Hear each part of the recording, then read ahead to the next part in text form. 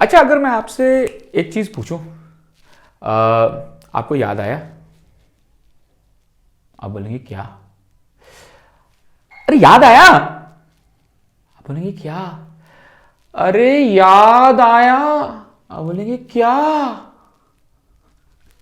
मैं आपसे बोलूंगा, आपके उस टीचर की शक्ल जो बहुत डांटती है।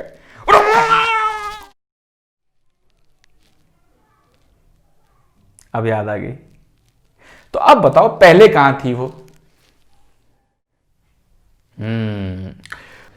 तो पहले आपकी टीचर यहां थी, हार्ड डिस्क में। आपके ब्रेन में भी हार्ड डिस्क होती है, समझाने के लिए अभी। तो यह आपकी ब्रेन में हार्ड डिस्क है, और जैसे मैंने पूछा तो इस के थ्रू, आपकी वायरिंग के थ्रू यहां आ गई। तो आपकी सारी यादें आपके हार्ड डिस्क में रहती हैं, और जब उनके बारे में आपको सोचना होता है तो आप हार्ड डिस्क से उसे अपने यहां लाते हैं, जहां आप उससे सोचते हैं, जिसे कॉन्शियस ब्रेन कहते हैं, जहां आपके थॉट आते हैं।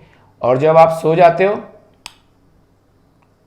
तो एक कनेक्शन कट जाता है और आपके दिमाग में कोई थॉट नहीं रहता,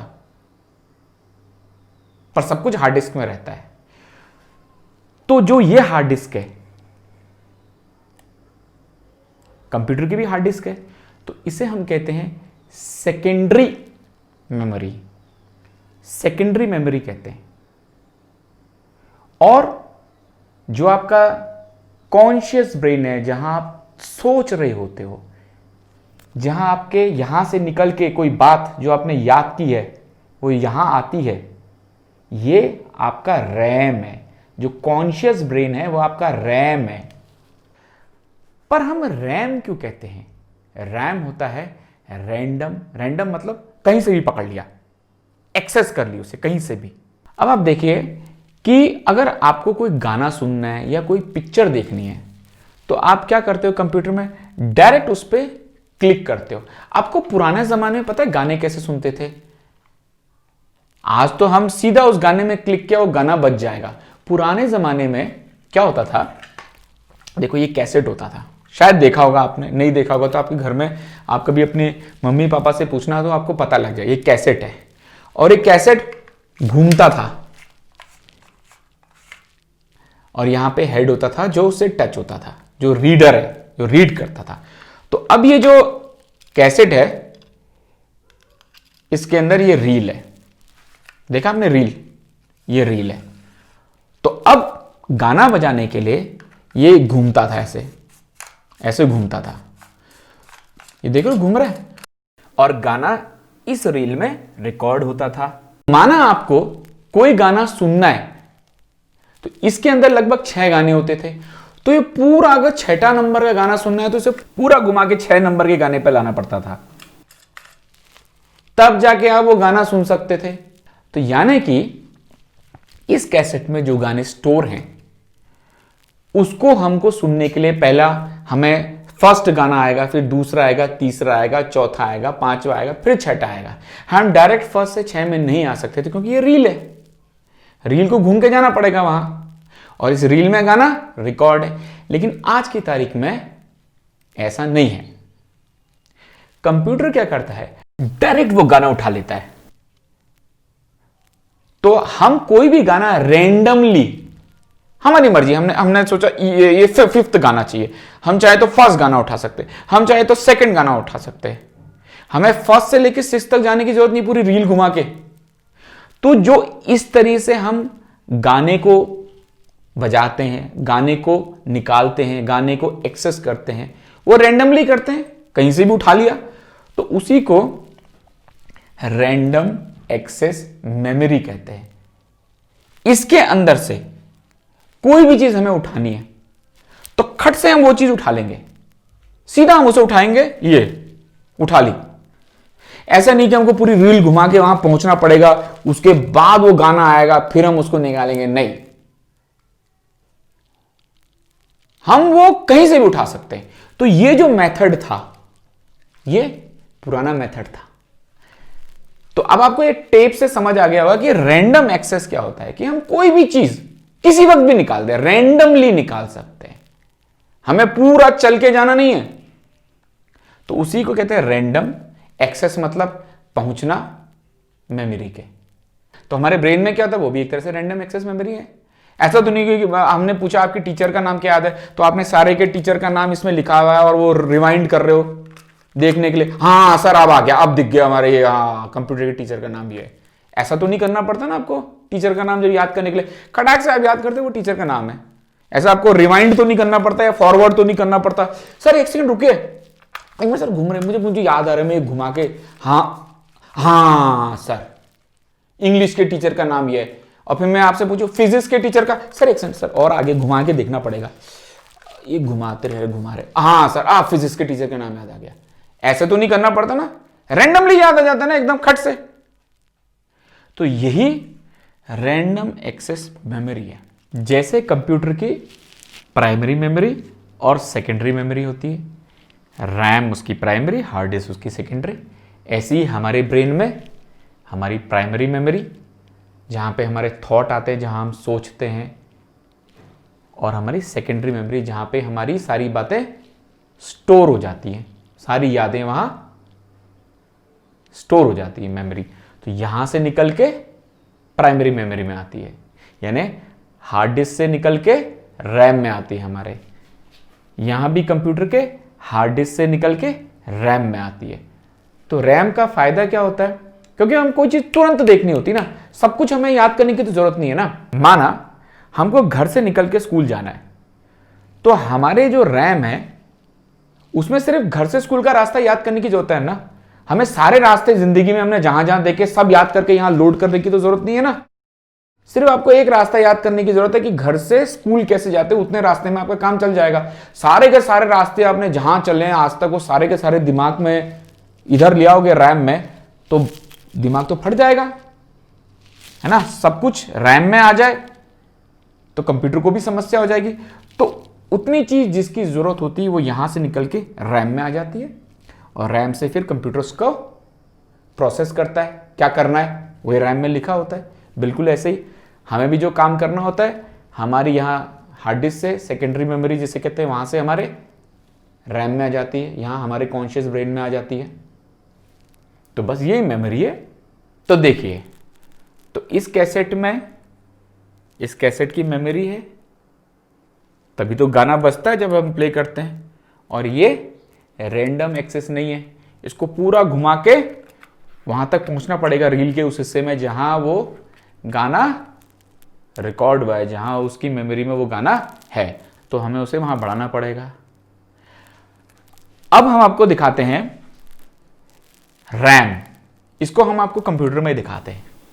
तो आप देखेंगे कि ये रैम है, और यहां पे दूसरी रैम लगा सकते हैं, यहां तीसरी, यहां चौथी रैम लगा सकते हैं। अब कंप्यूटर में एक होता है रीड ओनली मेमोरी, इसमें तो आप कुछ लिख सकते हो और फिर उसे इरेज भी कर सकते हो, फिर लिख सकते हो फिर इरेज करते हो, क्योंकि आपको हर बार कुछ ना कुछ मेमोरी में लाना पड़ता है। भाई आप कोई चीज याद करते हो अपने दिमाग में, तो उस वक्त उसे लाते हो, जब आप मैथ्स कर रहे होते हो तो मैथ्स की चीजें अपने दिमाग में लाते हो, उस वक्त आप संस्कृत तो नहीं लाते ना, फिर यहां से उसको इरेज कर देते हो, हार्ड डिस्क में रहता है आपके, फिर आप संस्कृत याद करते तो संस्कृत आपके दिमाग में आ जाती है, आपके रैम में आ जाती है आपकी हार्ड डिस्क से।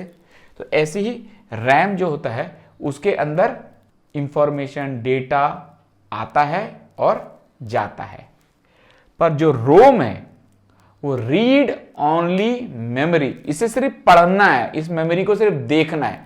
तो रोम कैसा होता है, अब आप सोते हो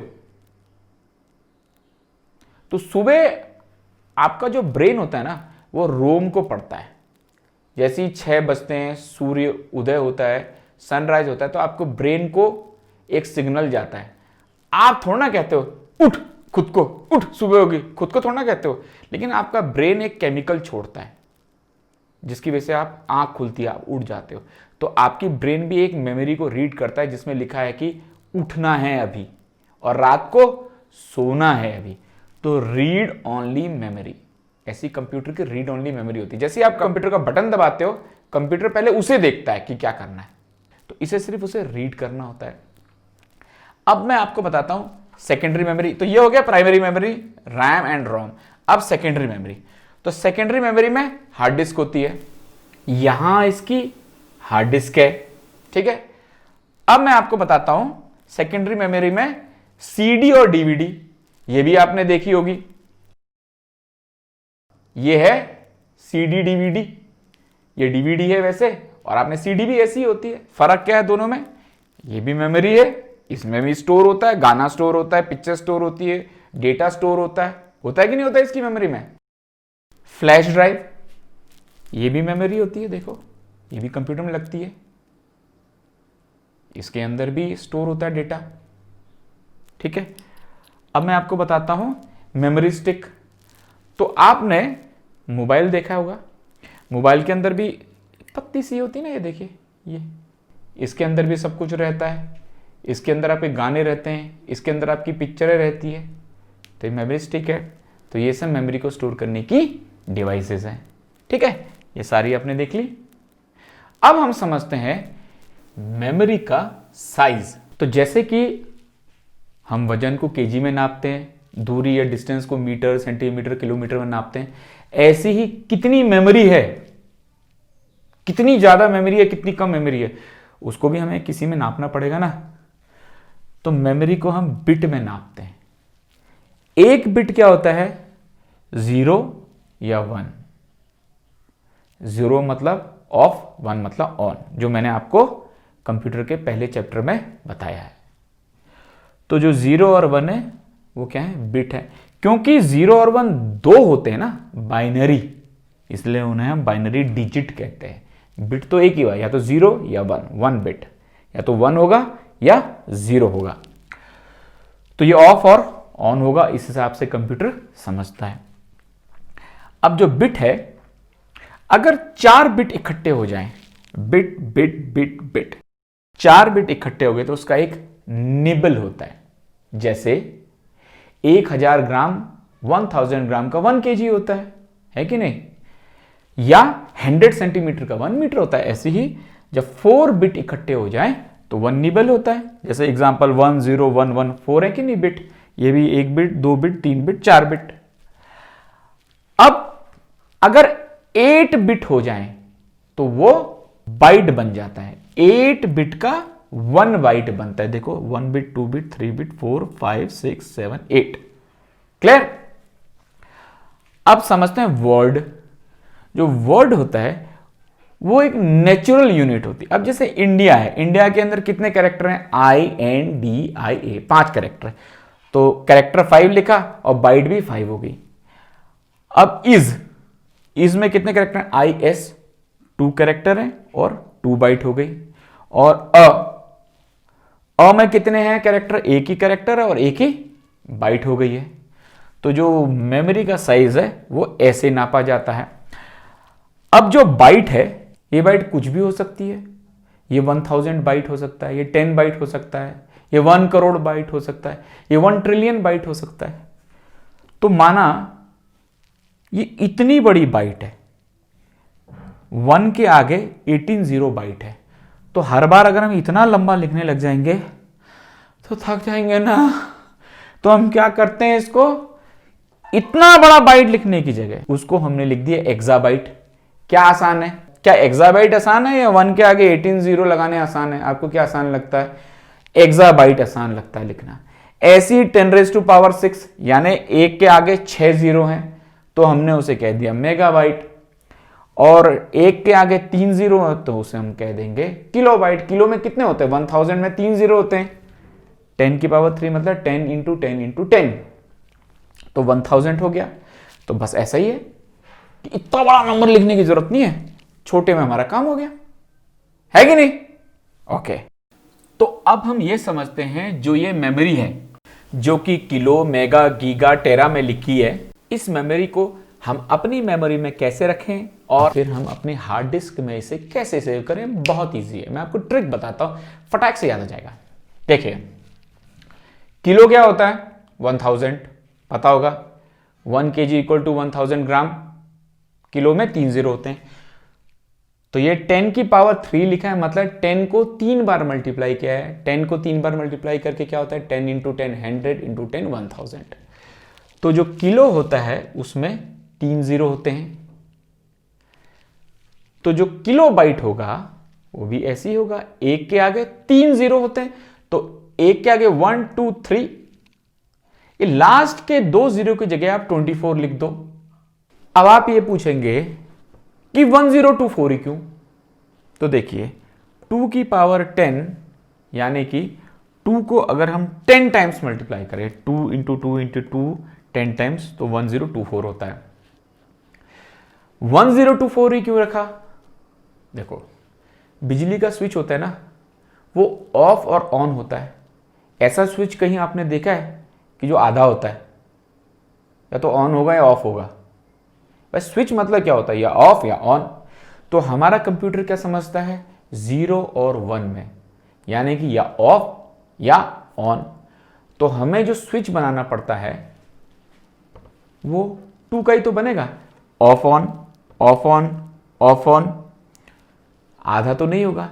इसीलिए हम उसे 1024 रखते हैं, इसीलिए वो 1024 है। और अब क्योंकि वो 1000 के नजदीक है इसलिए हम उसे किलो कह देते हैं, है ना, क्योंकि ये नजदीक है 1000 के ना, तो इसे हमें किलो कह देते हैं। बस सब में आपने 24 लास्ट के 2 जीरो की जगह लिखना है। अब देखिए 1 मेगाबाइट, ये 3 है, 3 के आगे 3 जोड़ दो, 3 की टेबल पढ़ते रहो, 3 1 जा 3 3 2 जा 6, यानी कि जो 1 मेगाबाइट है उसमें कितने जीरो होंगे, यहां देखो 6 लिखा है, तो 3 प्लस 3 6, इतने जीरो हो गए, इतने जीरो हो गए 1 के आगे। अब आप देखिए किलोबाइट में कितने जीरो होते हैं, 3 होते हैं। तो जो ये लास्ट के जीरो हैं इसकी जगह आप किलोबाइट लिख सकते हैं कि नहीं लिख सकते? This 3 zero are equal to 1 kilobyte, तो ये आप 1 किलोबाइट लिख सकते हो कि नहीं? ये हमने लिखी है, ये केबी लिखा है 1 केबी। बाकी की जो ये 3 जीरो बच गए इसकी जगह आप 1024 लिख दो, लास्ट में 1000 की जगह लास्ट में 24 लिख दो। क्लियर? अब देखिए जो गीगाबाइट है उसमें 9 जीरो होते हैं, 3 2 6 3 3 9, 3 2 6 3 3 9, ठीक है। अब आप ये देखिए मेगाबाइट में कितने जीरो होते हैं, 6 जीरो होते हैं। तो यहां के जो 6 जीरो हैं ये आप मेगाबाइट को दे दो। देखिए ये हमने दे दिया, मेगाबाइट को दे दिए 6 जीरो, बाकी क्या बच गए 1000।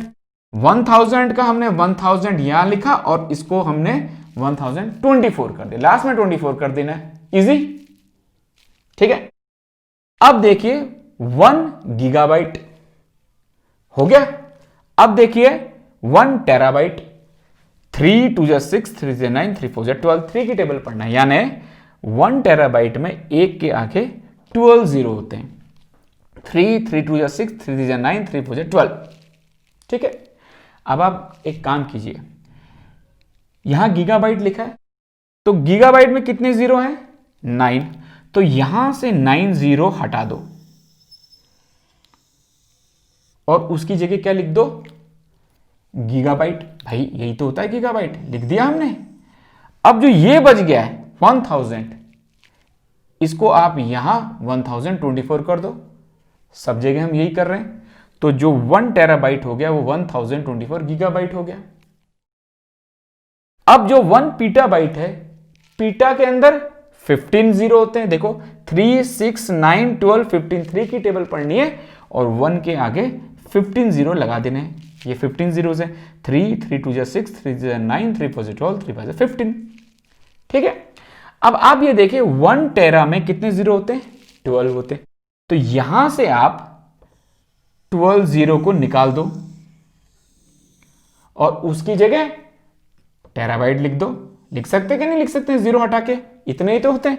अब क्या बच गया 1000, 1000 की जगह 1024 लिख दो, तो हो गया 1 पीटाबाइट इक्वल टू 1024 टेराबाइट। है कि नहीं आसान याद करना? ओके, तो अब जो ये मेमोरी है,